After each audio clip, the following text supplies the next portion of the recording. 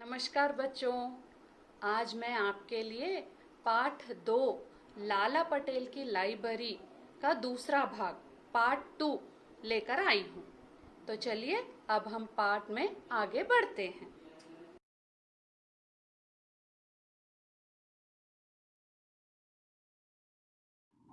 पिछली कक्षा में लास्ट क्लास में हमने लाला पटेल और उनके गांव के बारे में जाना था।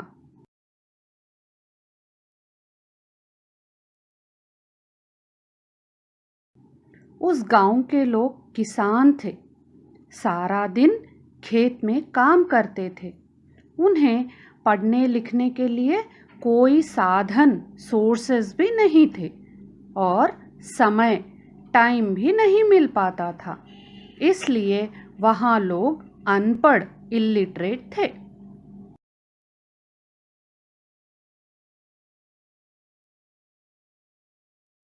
एक दिन उस गांव में लाइब्रेरी खोलने का सरकारी फरमान आया।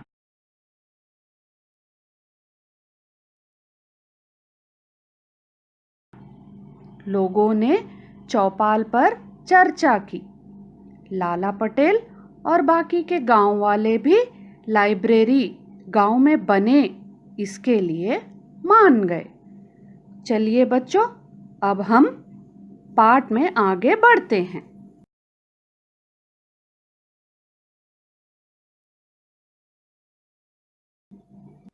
गांव में लाइब्रेरी बनाने की तैयारी शुरू हो गई। गांव के एक मकान में लाइब्रेरी बनी। ग्रंथालय के अफसर को ग्रंथपाल कहते हैं, लेकिन लोगों के लिए ये नाम कठिन थे। उन्होंने अपने ही नाम ईजाद कर लिए। बच्चों, इस अनुच्छेद में पैराग्राफ में आए शब्दों के अर्थों को जानिए।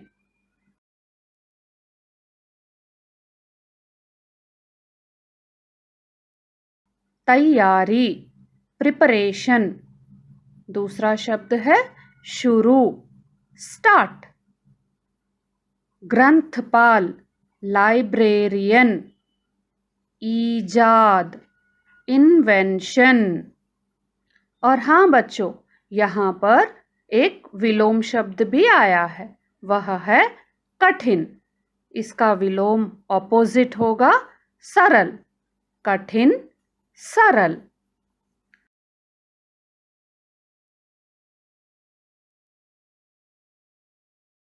अब उस गांव में, विलेज में लाइब्रेरी बनाई गई। उस गांव के एक मकान मतलब एक घर में, हाउस में लाइब्रेरी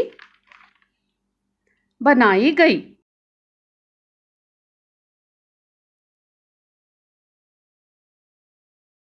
ग्रंथालय मतलब लाइब्रेरी के एक अफसर, ऑफिसर को ग्रंथपाल, लाइब्रेरियन कहते हैं। बच्चों, आपको पता है ना कि लाइब्रेरियन, ग्रंथपाल लाइब्रेरी में क्या करते हैं?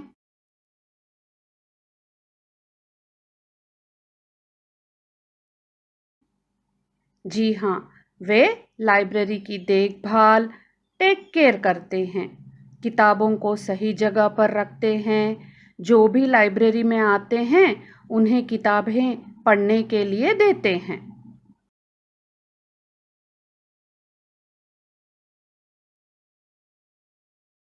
तो उस गांव के लोगों को लाइब्रेरी और ग्रंथपाल का उच्चारण, प्रोनाउंस, बोलना मुश्किल हो रहा था।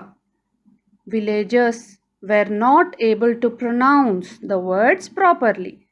वे लोग सही नहीं बोल पा रहे थे, तो उन्होंने क्या किया? गांव वालों ने अपने ही नाम ईजाद, इन्वेंट कर लिए। मतलब उन लोगों ने लाइब्रेरी और ग्रंथपाल के नए नाम दिए। चलिए बच्चों, आगे बढ़ते हैं और देखते हैं कि गांव वालों ने क्या नाम दिए हैं।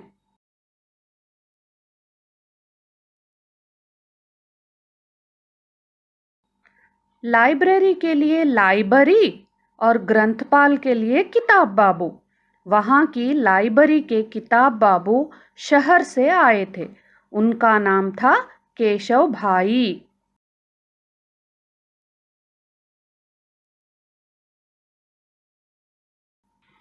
बच्चों, इस अनुच्छेद में संज्ञा शब्दों को पहचानिए। ये रहे संज्ञा नाउन शब्द। लाइब्रेरी, ग्रंथपाल, शहर, केशव भाई। इन शब्दों को संज्ञा नाउन कहते हैं।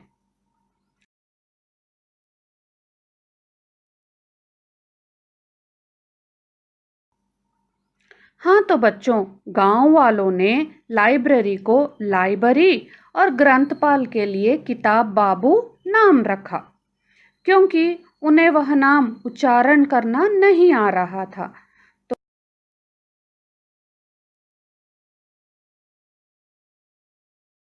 तो बच्चों, पाठ के आरंभ में मैंने आपको बताया था ना कि इस पाठ के नाम में लाइब्रेरी क्यों रखा गया है। अभी आपको समझ आ गया होगा कि गांव वालों को बोलने में मुश्किल हो रही थी, इसलिए लाइब्रेरी रखा गया। समझे बच्चों?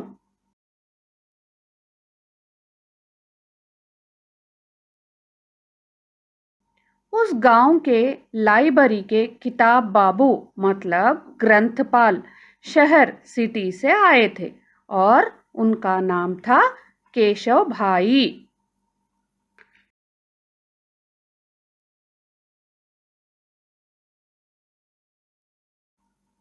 लाइब्रेरी सबके मिलने की जगह बन गई। केशव भाई लोगों को पढ़ना लिखना सिखाने लगे। बड़े बूढ़े इस उम्र में सीखते सीखते एक दूसरे का खूब मजाक उड़ाते। लाला पटेल भी इस पढ़ने पढ़ाने और सीखने के खेल में शामिल हो गए।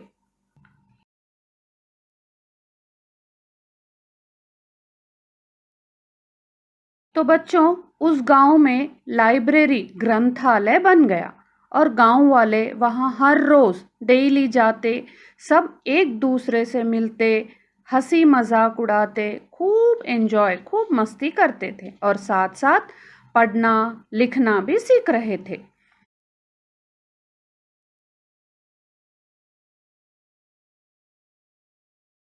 उन गांव वालों को पढ़ना लिखना कौन सिखा रहे थे?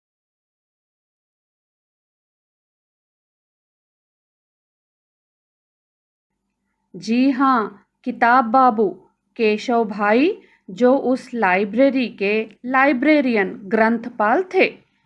लाला पटेल भी हर रोज लाइब्रेरी आते और लिखना पढ़ना सीखने लगे। चलिए बच्चों, हम आगे पाठ पढ़ते हैं।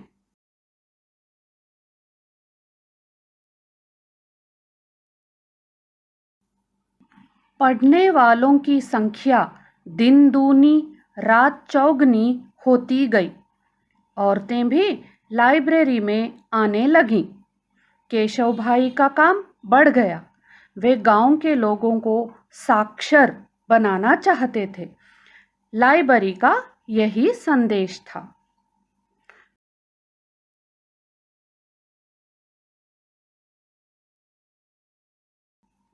बच्चों, इस अनुच्छेद में एक विलोम शब्द आया है, वह है साक्षर। बच्चों, साक्षर का अर्थ मीनिंग है पढ़ा लिखा और इसका विलोम ऑपोजिट होगा निरक्षर। साक्षर, निरक्षर। यहाँ पर एक मुहावरा एक ईडियम भी आया है, वह है दिन दूनी रात चौगनी। इसका अर्थ है तरक्की करना या आगे बढ़ना। और बच्चों, इसी अनुच्छेद में एक और अनेक शब्दों के लिए एक शब्द भी आया है, वह है साक्षर। जो पढ़ा लिखा हो, साक्षर। जी हाँ, साक्षर का विलोम होगा निरक्षर और अनेक शब्दों के लिए एक शब्द रहेगा जो पढ़ा लिखा हो, साक्षर।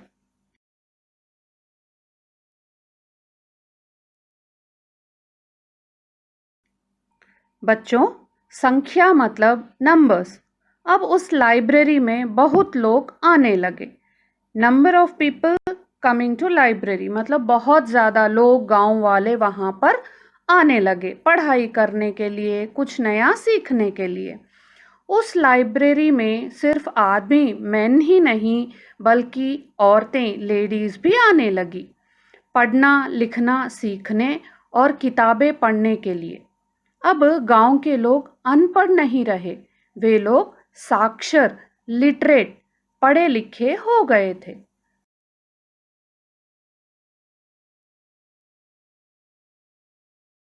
अब कोई सरकारी अफसर उन लोगों को अनपढ़ नहीं कह सकता, है ना बच्चों?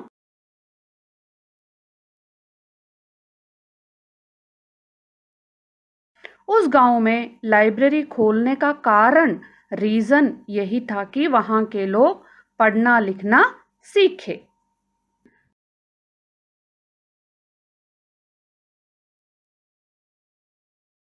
बच्चों, आगे का पाठ पढ़ते हैं। एक दिन एक बढ़ई लाइब्रेरी में आया। लकड़ी काटने की बिजली की नई मशीन के बारे में उसने सुना था। केशव भाई ने किताब निकाल कर दी।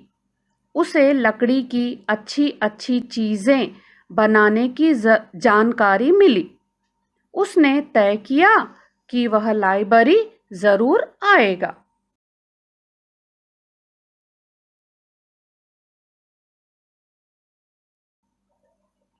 बच्चों, एक दिन उस लाइब्रेरी में एक बढ़ई, बढ़ई मतलब कारपेंटर, जो लकड़ी के सामान बनाता है, उसे बढ़ई, कारपेंटर कहते हैं।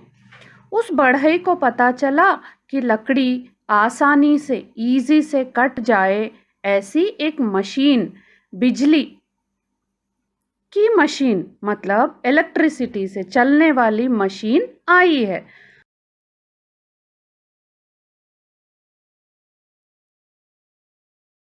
उस मशीन के बारे में और जानकारी लेने के लिए केशव भाई ने उसे एक किताब दी, जिसमें उस मशीन के बारे में पूरी जानकारी, इंफॉर्मेशन थी। और उस किताब में लकड़ी से कैसे अच्छी अच्छी चीजें बनाया जाए यह भी था। बड़ई को वह किताब बहुत अच्छी लगी।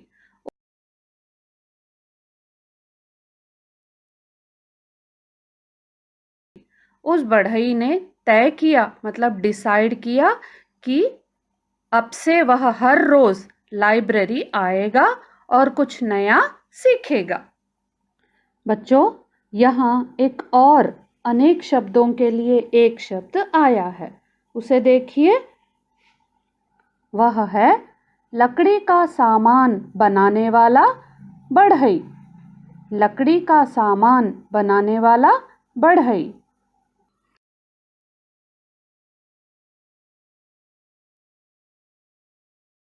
बच्चों, आज व्याकरण, ग्रामर में आपने सीखा शब्दार्थ, तैयारी, प्रिपरेशन, शुरू, स्टार्ट, ग्रंथपाल, लाइब्रेरियन, ईजाद, इन्वेंशन, विलोम शब्द, कठिन, सरल, साक्षर, निरक्षर।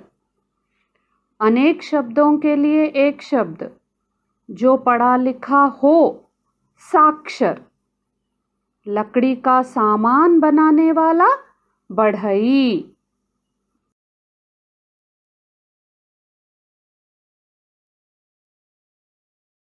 तो बच्चों, आज का पाठ यहीं तक। आपको जो भी पाठ से संबंधित कार्य, वर्क दिया जाए, उसे अपनी कॉपी में, नोटबुक में ज़रूर लिखिए। आपका दिन शुभ हो और आप सब स्वस्थ रहें। धन्यवाद बच्चों।